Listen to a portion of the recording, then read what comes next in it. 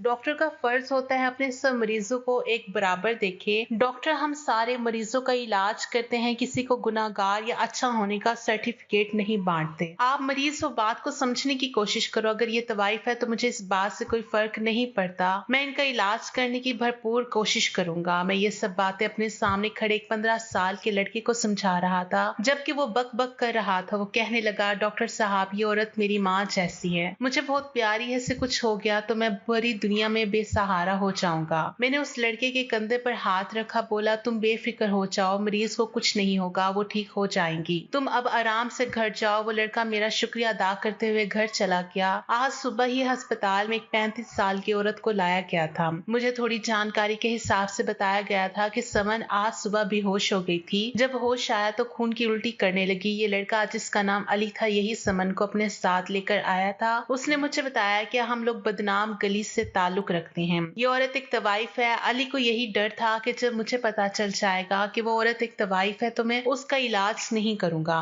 मैंने उस लड़के को यकीन दिलाने की बहुत कोशिश की। मुझसे जो कुछ हो सकेगा मैं उसकी जान बचाने के लिए जरूर करूंगा। मैंने समन के सारे टेस्ट करवा लिए थे, मगर ये बात सामने आई थी कि उसे तो कैंसर हो चुका है और वो अपनी बीमारी के आखिरी स्टेज पर है। उसकी जान बचाना नामुमकिन था। मुझे अफसोस था, मगर फिलहाल मेरे हाथ में कुछ भी नहीं था। मैं दूसरे मरीजों को चेक कर रहा था जब एक नर्स मेरे पास आई और कहने लगी, डॉक्टर समन की तबीयत बहुत बिगड़ रही है, आप उसे एक बार आकर देख लीजिए। मैं जल्दी से उठा और समन के वार्ड में चला गया था। वो बहुत तकलीफ में थी। अब की बार उसको खून की उल्टी हुई थी। मैंने समन से कहा कि तुम नर्स इंजेक्शन लगवा लो। मैंने समन को इंजेक्शन लगवा दिया। उसने अपनी आंखें मूंद ली थी। मेरे हाथ में और कुछ तो नहीं था। मैं अपने मरीज को कम से कम तकलीफ में देखना नहीं चाहता था, इसलिए मैंने उसका आराम का इंजेक्शन लगवा दिया था। समन अब सो गई थी। नर्स चली गई। मैं अभी वापस स्टाफ के कमरे में जाना चाहता था, मगर समन के चेहरे की तरफ देखकर मैं रुक गया था। उसके चेहरे में खास तरह की कशिश थी। मैं वहीं पर खड़ा होकर उसके चेहरे को बेझिझक देखने लगा था। उसकी आंखें बंद थी, मगर उसके चेहरे की बनावट से ऐसा ही महसूस हो रहा था कि उसकी आंखें बहुत बड़ी बड़ी होंगी।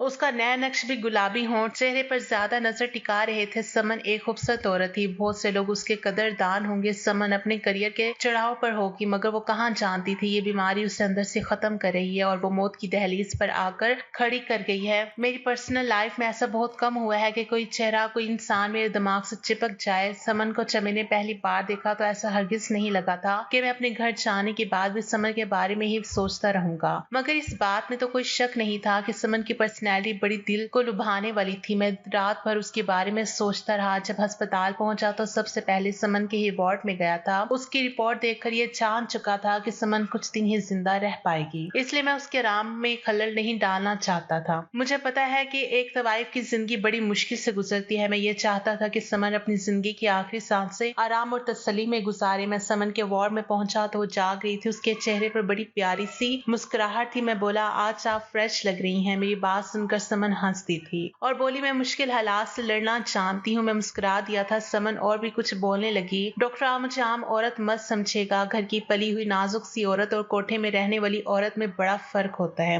एक गाहक से फारिग होकर दूसरे गाहक के लिए तैयार होने वाली औरतों में बड़ा ही हौसला और हिम्मत होती है। मैंने सर हिला दिया तो वो बोली, आप मुझे मेरी बीमारी के बारे में बता दे। मैं बिल्कुल भी हिम्मत नहीं हारूंगी। मैं रोने पीटने नहीं बैठ जाऊंगी। मैंने कुछ अधूरे काम छोड़े हुए हैं जो मैं मरने से पहले करना चाहती हूँ। मैं बेखबर की मौत नहीं मरना चाहती। मैं अपने काम निपटा कर मरना चाहती हूँ। मैंने समन की आंखों को बड़े गौर से देखा था। उसकी हर बात सच्ची थी। उसकी गवाही समन की आंखें दे रही थी। मैं बोला, समन तुम्हें कैंसर है और तुम कैंसर के आखिरी स्टेज पर हो। तो मेरी बात सुनकर समन के लबों पर मुस्कुराहट फैल गई थी, यानी वो अपने वादे की सच्ची थी। समन बोली, मेरे पास कितने दिन है? मैं बोला, जिंदगी और मौत अल्लाह के हाथ में है। किसी वक्त ऐसा भी होता है कि मरीज मौत को छोड़कर वापस आ जाता है और हट्टा कट्टा इंसान यूं ही बैठे बैठे मर जाता है। रिपोर्ट तो यही कह रही है कि तुम्हारे पास दिन बहुत कम है, मगर फिलहाल हर चीज का पता अल्लाह के पास है। समन मुस्कुराकर बोली, डॉक्टर साहब आपका बहुत बहुत शुक्रिया। आपने मुझसे कोई बात नहीं छुपाई। असल में मरने से पहले हज पर जाना चाहती हूँ। आपने मुझे सब कुछ सच सच बता दिया है, इसलिए मैं हज पर जाकर आपके लिए भी दुआ करूंगी। मैं मुस्कुराया और बोला, तुम अपनी दवाई लेती रहो, बहुत जल्दी ठीक हो जाओगे, फिर तुम हज पर जा सकोगी।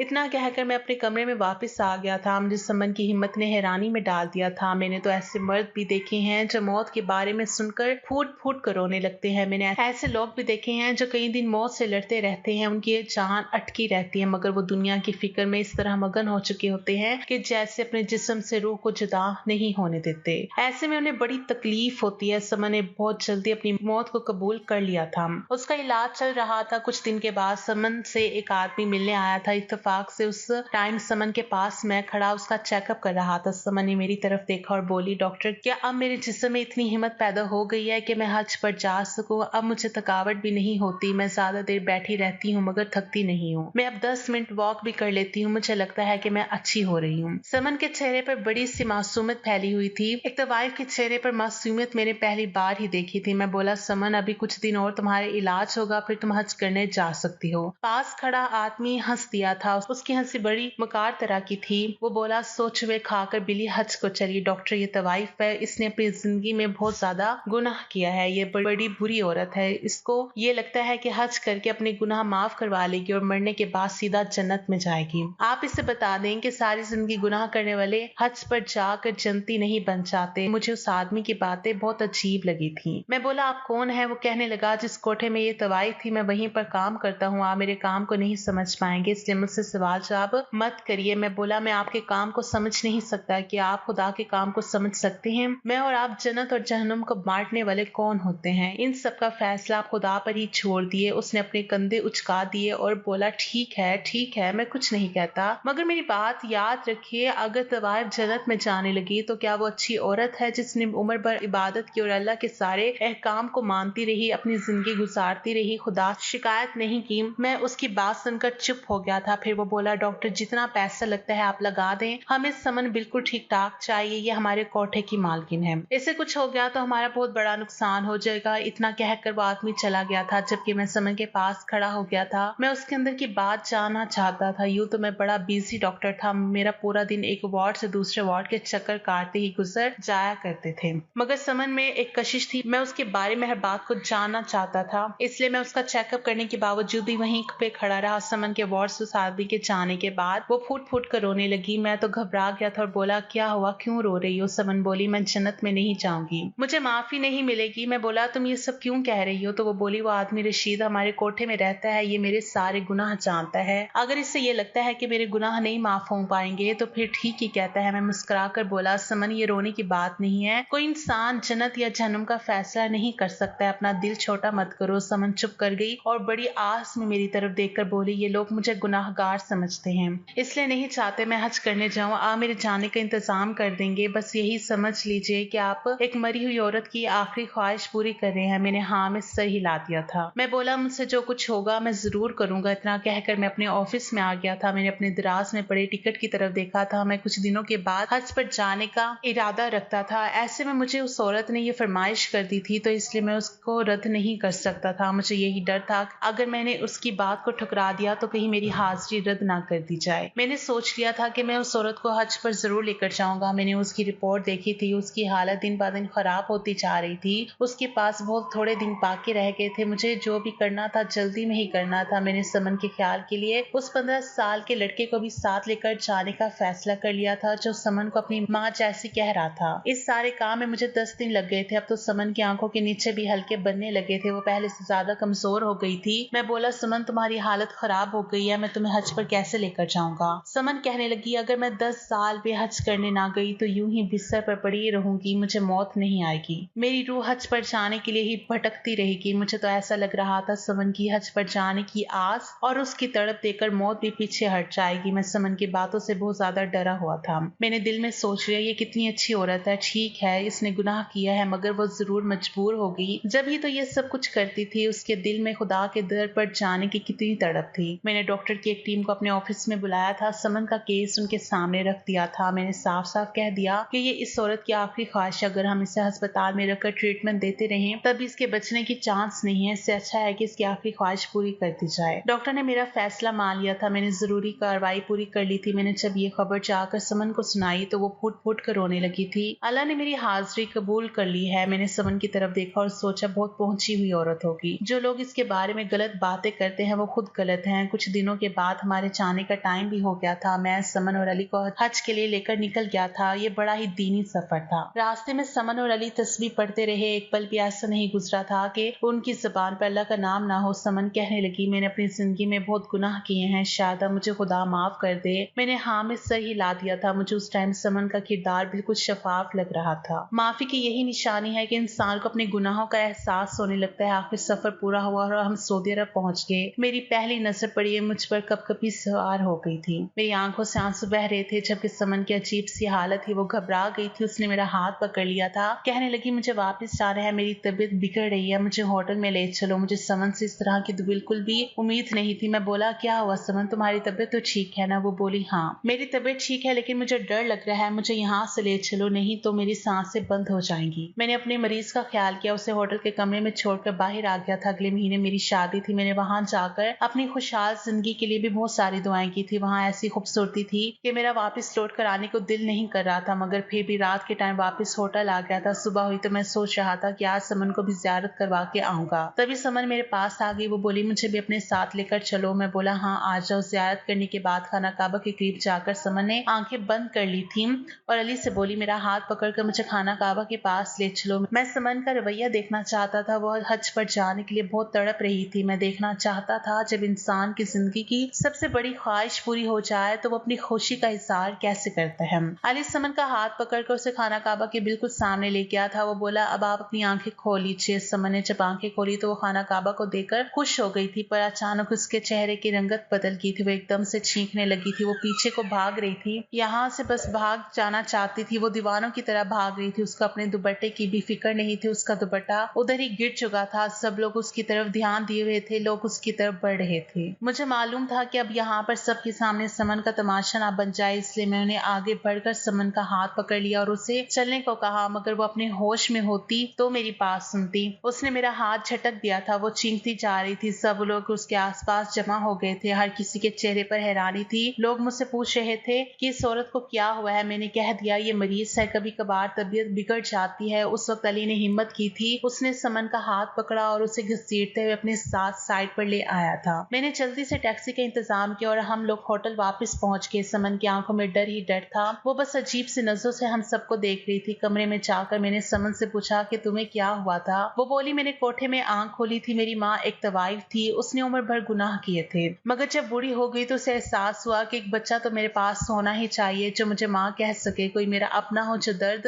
तकलीफ मेरे काम आ सके। मेरी माँ को हमल हो गया था, उसने मुझे ना गिराया और यूं कोठे में एक और तवाइफ ने जन्म ले लिया था। माँ को जब पता चला कि मेरे घर में बेटी पैदा हुई है तो वो बहुत खुश हो गई थी। कहने लगी कि मेरे बुढ़ापे का सहारा इस दुनिया में आ गया। माँ ने बचपन में ही मुझे अपने उम्र भर के हुनर सिखाने शुरू कर दिए थे। मुझे सिखा दिया था कि मर्दों के दिल कैसे जीतते हैं, कैसे किसी से ज्यादा पैसे लेते हैं। मैं हर चीज में बड़ी मास्टर होती जा रही थी। मुझे कभी किसी ने बताया ही नहीं कि जो कुछ हो रहा है वो गुनाह है या गलत है। मैंने अपने आसपास सारा माहौल ऐसे ही देखा था। जब मैं जवान हुई तो अम्मा की उम्र की सारी औरतें सभी बुढ़ी हो गई थी। सबको मुझ पर भरोसा था। यूं मुझको कोठे की मालकिन बना दिया गया था। मेरे अंदर किसी तरह का डर नहीं था। पैसा ही पैसा मेरा मकसद था। मैं पैसों को चूमती थी, मगर जब सारे कोठे की तवाइफ बुढ़ी हो गई थी तो हालात अच्छे नहीं रह गए थे। कोई हमारी तरफ आना भी पसंद नहीं करता था। यही लगता था कि अब हम सब भूख से मर जाएंगे। इसलिए मैंने कोठे में काम करने वाले आदमियों से कह दिया कि मुझे नई लड़कियां चाहिए, लड़कियों की भर्ती करो जितना जल्दी हो सके। मुझे ये कोठा नई लड़कियों से भरा हुआ चाहिए। मेरे आदमी पूरे जोश में आ गए थे। वो लड़कियों को मेरे पास ला रहे थे। मेरे कोठे में जितनी भी लड़कियां आई थी उनमें से सिर्फ 2 ऐसी थी जो अपनी मर्जी से अपनी खुशी से आई थी। बाकी सबकी सब या तो अगवा की गई थी या फिर खरीदी गई थी।